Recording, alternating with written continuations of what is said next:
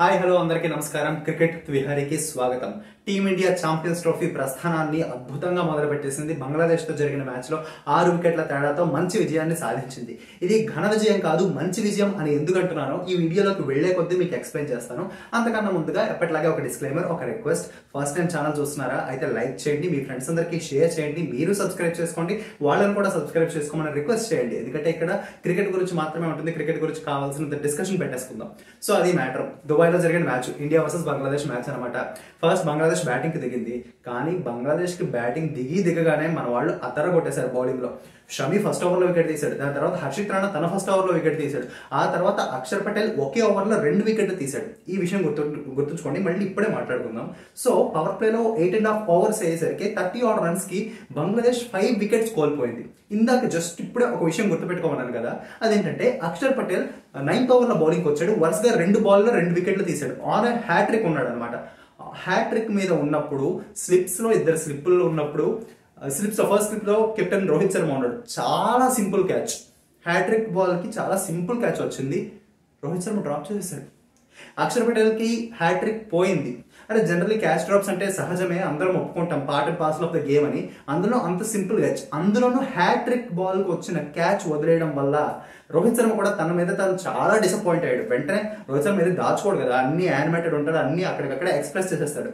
వేరే ఫీల్డర్ల క్యాచ్ వదిలినప్పుడు ఎంత agitated, frustrated feel అవుతాడో, ఈ క్యాచ్ వదిలేసినప్పుడు తన మీద తనకు కూడా అలాంటి ఫీలింగే వచ్చింది.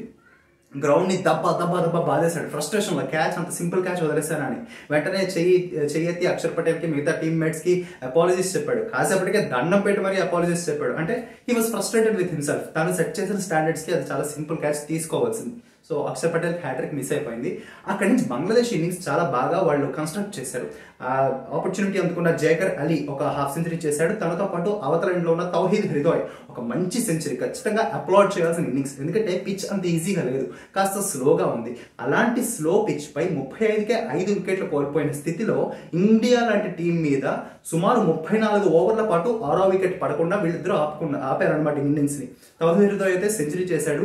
కాస్త ఆ వేడి కండిషన్స్ వల్ల ఇంజురీస్, క్రాంప్స్ వచ్చినా సరే దాన్ని డీల్ చేస్తూ కూడా ఆ సెంచరీ చేశాడు. వన్డేలో తన ఫస్ట్ సెంచరీ, ఖచ్చితంగా అప్లాడ్ చేయాల్సిందే. సో ఆ దెబ్బకి బంగ్లాదేశ్ జస్ట్ 228 పోస్ట్ చేసింది అనమాట. ఇండియాకి పెద్ద టార్గెట్ ఏం కాదు, 229. అండ్ బౌలింగ్ లో మెయిన్ మర్చిపోయాను, మహమ్మద్ షమి 5 వికెట్లు తీసాడు ఈ మ్యాచ్ లో, చాలా రికార్డులు బద్దలు కొట్టాడు. తన 200 వన్డే వికెట్ల మైల్ రాయిని కూడా దాటాడు. అక్కడికి చేరుకున్న ఫాస్టెస్ట్ ఇండియన్ బౌలర్, అలాగే బాల్స్ పరంగా fastest bowler ever in the world అనమాట. వన్డేలో 200 వికెట్స్ తీసిన బౌలర్ గా రికార్డు సృష్టించాడు. అంతేకాదు ఐసీసీ టోర్నీలో ఇండియా తరఫున ఎక్కువ వికెట్లు తీసిన బౌలర్ కూడా లాలా మహమ్మద్ షమీనే. అంతేకాదు ఛాంపియన్స్ ట్రోఫీలో కానీ లేదా one day tournament, ICC one day tournaments లో ఎక్కువ వికెట్లు తీసిన ఇండియన్ బౌలర్ కూడా మహమ్మద్ షమీనే. సో గ్రేట్ కంబ్యాక్ అని చెప్పుకోవాలి. ఎందుకంటే తను ఆడిన లాస్ట్ ఐసీసీ ట్రోఫీ మీకు గుర్తుండే ఉంటుంది, 2023 వరల్డ్ కప్ మధ్యలోనే తన ఇంజరీ అయినా సరే పెయిన్ కిల్లర్స్ తీసుకొని చివరి దాకా ఆడాడు, ఫైనల్ దాకా ఆడాడు. అన్ఫార్చునేట్లీ మళ్ళీ హార్ట్ బ్రేక్ ని గుర్తు చేసుకోవాలి. అన్ఫార్చునేట్లీ మనం ఫైనల్ ఓడిపోయాం, కానీ దాని తర్వాత ఒక సర్జరీ అయింది. తన రీహాబ్ ప్రాసెస్ సుమారు 14 నెలల రీహాబ్ ప్రాసెస్. డొమెస్టిక్స్ ఆడాడు, రీసెంట్ గా ఇంగ్లాండ్ తో సిరీస్ T20 వన్డేల్లో కూడా ఆడాడు. అందరికీ కొన్ని కన్సర్న్స్ ఉన్నాయి, మునుపటి షమి కనబడట్లేదే అని. ఇవాళ కూడా కనబడ్డాడని నేను చెప్పను. మునుపటి షమి పూర్తిగా కనబడకుండానే 5 వికెట్లు తీశాడు. మరి మునుపటి షమి కనబడితే ఏ రేంజ్ లో ఉంటుందో ఊహించుకోండి. But he's getting there.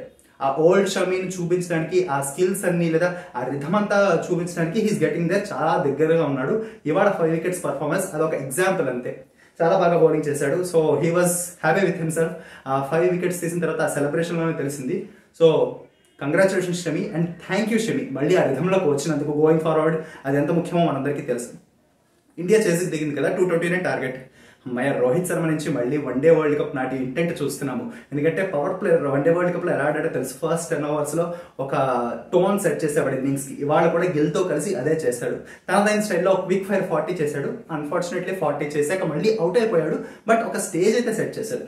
ఆ తర్వాత నుంచి ఫ్రాంక్లీ చెప్పుకోవాలంటే ఇందాక కూడా చెప్పాను, బంగ్లాదేశ్ ఇన్నింగ్స్ లో కూడా బ్యాటింగ్ కి వికెట్ అంత ఈజీగా లేదు, చాలా స్లోగా ఉంది. సో మిడిల్ ఓవర్స్ లో రన్ స్కోరింగ్ కాస్త కష్టమైంది. బట్ శుభ్మన్ గిల్ ఒక ఎండ్ లో స్టాండ్ అయిపోయాడు, మంచి బాల్స్ ని రెస్పెక్ట్ చేస్తూనే వీలు చిక్కినప్పుడల్లా బౌండరీలు కొట్టాడు. విరాట్ కోహ్లీ మరోసారి లెగ్ స్పిన్నర్ కి అవుట్ అయిపోయాడు. Bangladesh leg spinner Rishad Hossain. పెద్దగా విరాట్ కోహ్లీకి తనని ఫేస్ చేసిన అనుభవం లేదు. సో కట్ షాట్ ఆడబోయి క్యాచ్ ఇచ్చేశాడు. తర్వాత శ్రేయస్ అయ్యర్ కానీ అక్షర్ పటేల్ కానీ వెంటనే అవుట్ అయిపోయారు. బట్ మరోసారి ఆ ఆపద్బాంధవుడు వచ్చాడు, కేఎల్ రాహుల్.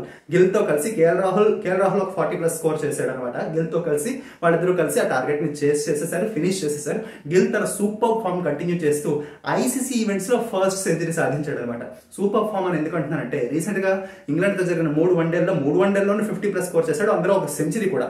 దాని player of the series. So ఇప్పుడు వరుసగా 4 వన్డేల్లో 50+ స్కోర్లు, ఆ 50+ స్కోర్లో 2 సెంచరీలు అనమాట. So Shubman Gill is truly back అని చెప్పుకోవచ్చు. ఎందుకంటే ఆ వన్డేలకు ముందు కూడా తన ఫామ్ మీద కూడా కాస్త అనుమానాలు అవన్నీ ఉన్నాయన్నమాట. But he's breaking the shackles and అందరినీ సైలెంట్ చేయిస్తున్నాడు. వైస్ కెప్టెన్ అనే రోల్ తనకి ఇచ్చినందుకు ఆ బాధ్యతని ఈ రకంగా ఫుల్ఫిల్ చేస్తున్నాడు అనమాట. So very good from Shubman Gill అనమాట. సో మనం 2 పాయింట్లతో బోని కొట్టేస్తాం ఛాంపియన్స్ ట్రోఫీలో. ఇక సండేకి రెడీ అయిపోండి, మామూలు మ్యాచ్ ఉండదు. ఇండియా పాకిస్తాన్ అంటేనే ఓ రేంజ్ లో ఉంటుంది. అలాంటిది పాకిస్తాన్ ఫస్ట్ మ్యాచ్ ఓడిపోయారు.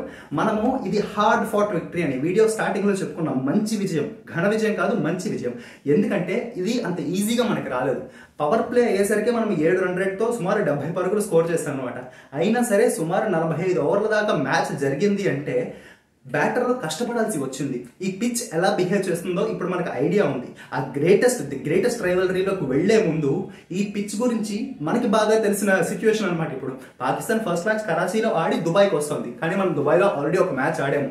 పిచ్ ఎలా ఉంటుంది అండ్ సెకండ్ ఇన్నింగ్స్ లో డ్యూ వస్తుందా లేదా, ఫ్లడ్ లైట్స్ మన కళ్ళల్లో పడుతున్నాయా లేదా ఫీల్డింగ్ టైంలో, ఇవన్నీ మనకి ఫేవరబుల్గా ఉన్నాయి. మనకు ఒక బెటర్ ఐడియా ఉంది. సో మన వాళ్ళు ఎక్స్ట్రా స్పిన్నర్ని తీసుకోకపోవచ్చు, ఎందుకంటే ఇప్పటికే 3 ఉన్నారు, అక్షర్, జడేజా అండ్ కుల్దీప్ యాదవ్.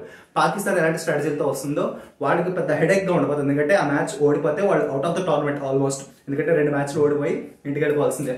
ఇంటికి వెళ్ళక్కర్లేదు, యాక్చువల్లీ వాళ్ళు ఇంట్లోనే ఉంటారు, ఎందుకంటే ఈ ఐసీసీ ఛాంపియన్స్ ట్రోఫీ హోస్ట్ చేసుకుంది వాళ్ళే కదా. సో అదనమాట సంగతి. India off to a good start. Sunday కలుసుకుందాం మరి ద గ్రేటెస్ట్ రైవలరీలో ఇండియా పాకిస్తాన్. 8 గంటలు నాన్ స్టాప్ ఎంటర్టైన్మెంట్ ఉంటుంది. మనం గెలవాలని కోరుకుందాం. This is Vijay Vihari, cricket with Vihari, signing off.